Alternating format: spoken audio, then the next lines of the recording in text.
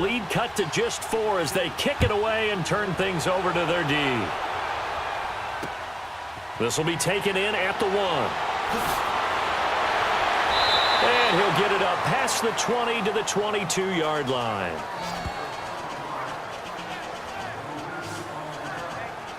And Green Bay getting ready to go as they take the field. And that last drive, a long drive, but not just that. They had a great air attack going. Do they stick with that?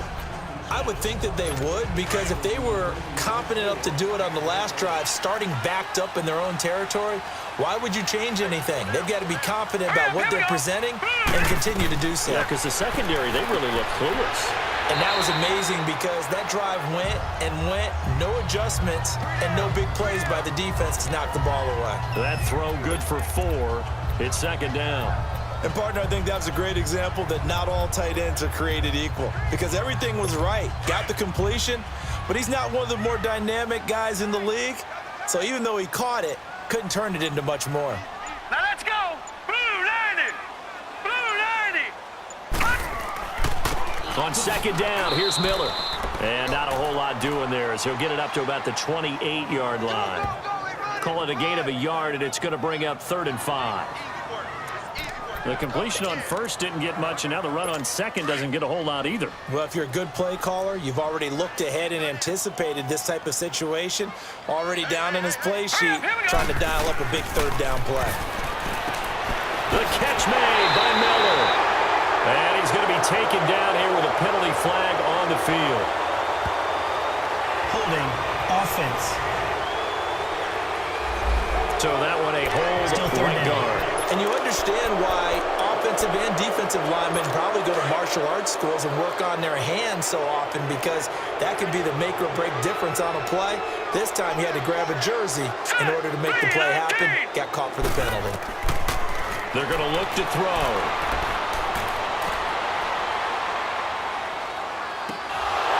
And he will find his big tight end over the middle. And they're going to get this beyond the 40 before he's taken down. And they're able to convert on 3rd with a solid gain of 23.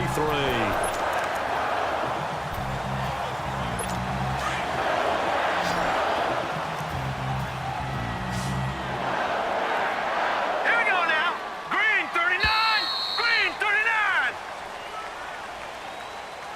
And before they can get settled in here, time expires. On the first quarter of action, it's the Packers on top early. We're back to Lambeau in just a moment.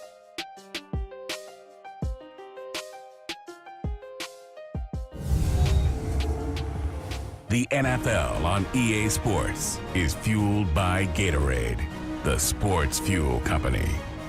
With Charles Davis, I'm Brandon Gaudin. Second quarter about to get underway with the Packers in possession of the football, and they've got it here with a 1st down.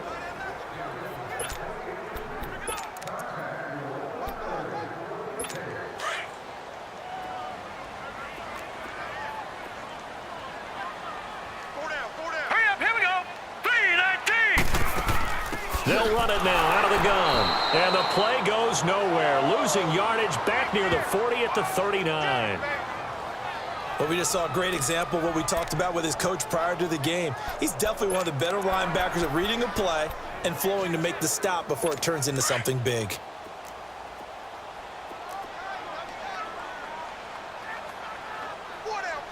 Set. 3-19. Now a handoff to Miller. And he takes this up right near the 45-yard line. So they get half of what they needed. It'll be 3rd and 6 upcoming. On a 2nd and long, it's really nice to see an offense that has enough confidence to run the football in that situation. I think that goes back to their practice and game planning. They've seen things that they've seen on tape and in previous games that led them to believe that even in a long-distance situation, they can still run the football and gain enough yardage to put themselves in a good spot on 3rd down. Open man is Miller. He's got it. And they'll get him down as he's inside the 40. And that one good for 16 yards and a 1st. And this is why trying to cover the angle route is so difficult. Anyone playing the linebacker position, when they see a running back out of the backfield widen because he heads towards the flat first, oftentimes you widen too much and overcommit. He cuts up inside, and that's what we saw there. A nice pickup for a 1st down. So from the 39 now, they'll come up on a 1st and 10. Hey, here we go now. A first down carry now for Miller. And he'll be brought down, losing yardage back at the 40. It's a loss of a yard there, and now 2nd down. He has elite instincts from his linebacker spot. He's able to diagnose the run and flies in like a missile to stop that one behind the line of scrimmage. Now let's go. Green 39. Here's a give to Miller.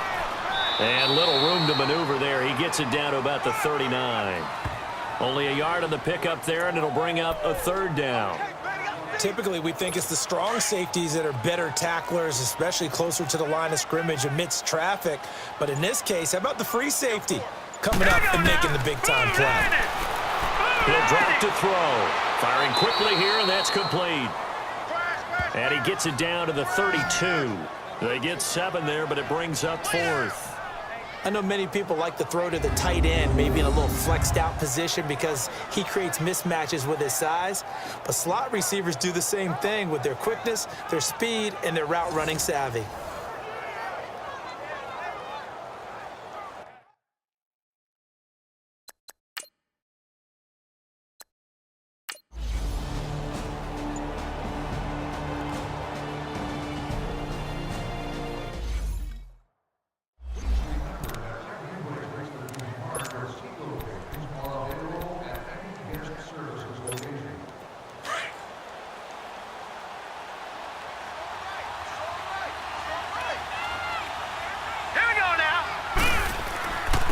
And on the ground they go with a running back.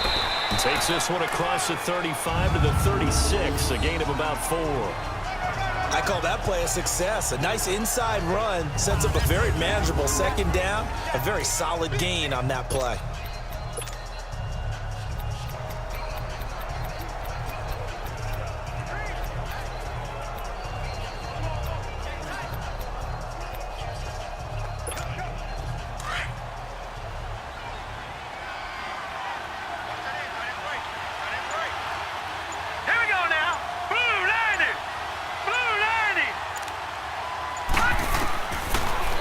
To throw to the sideline. Wow, what a catch. Doesn't get a lot out of it, but he is able to keep the feet in bounds. They'll give him a yard on the play, and they're going to have a 3rd down. Was that a receiver? Yeah, actually it was. It was a running back who was a receiver on the play. Ikey's been spending time in the receiver drills getting his feet down. Well, those guys out of the backfield, they got to be good, agile with their feet. He showed the agility there with a toe tap. No doubt about it. It's like he'd run to ballet school. Got the toes down and stayed in bounds. Throwing right, and that's complete. And they've got it well across midfield down to the 40 before it's all said and done. 23 yards on the play. He's such a good route runner. Shows it there on 3rd down. Very proficient and a good pass. And you know what I've observed over the years in the NFL? The better a route runner you are, the more confidence your guy's going to have in you to go to you in important times because he can trust you being in the right spot, and they connected there and picked up a 1st down. They'll run it now out of the gun. And he'll be stopped up at the line of scrimmage with a flag down. Let's check on the call. Holding offense. So on the big tight end, Still 1st down. Each and every year, we talk about very few tight ends coming into the league that are polished blockers or asked to do it a lot in college. So it's a constant struggle and a constant fight to learn how to do it without holding. So following the hold, they're in a bit of a hole here with a 1st and 20.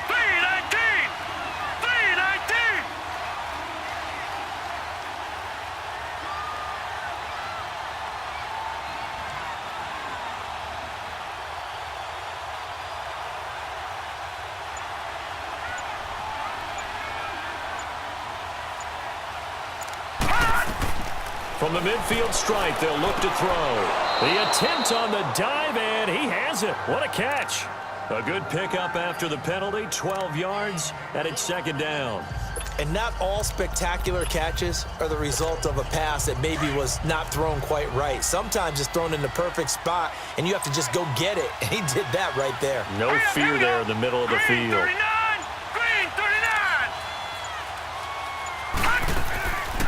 They'll run it now out of the gun. And he'll get 4 here down to the 35-yard line. Well, that call makes sense because they've been throwing it well on this drive, and once again, they show passing formation, showing the shotgun. Then they ran out of it. That was a nice play by them defensively, though, to hold it to a short gain.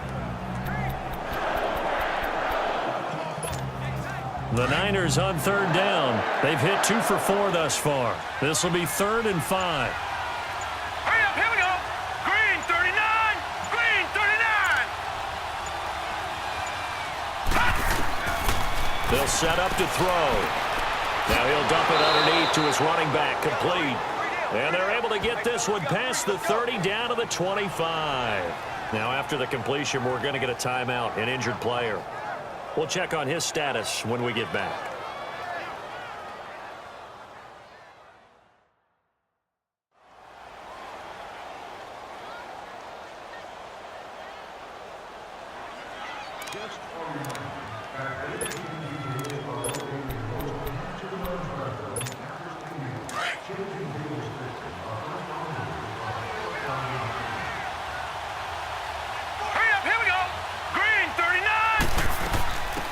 They'll run it now out of the gun and give him about 3 as he gets it down to the 22-yard line. They tried a quick hitter inside, but that one was swallowed up because what they're hoping, those big defensive linemen will take the bait and move laterally and open up a crease that they can run through.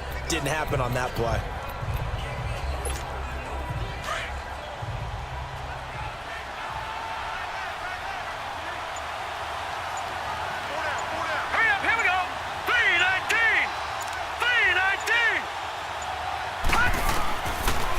To throw here. And a quick throw here, that's complete. And he gets it inside the 10 to the 9. 3rd catch of this first half for him, and this one is a first down. When you see zone defense and you know you've got a drag route on as your primary call, you've got to be really careful as a passer about how far you let your guy go because he might wander into some tough coverage.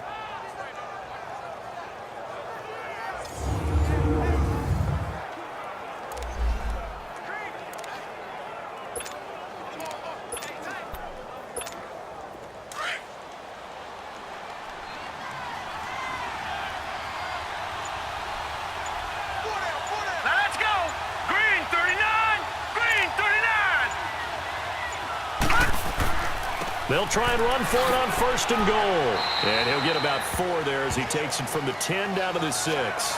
Now we've got whistles and a timeout here. Yeah, looks like we've got a 49er that's down on the field. While the training staff works on him, we'll step aside and be right back.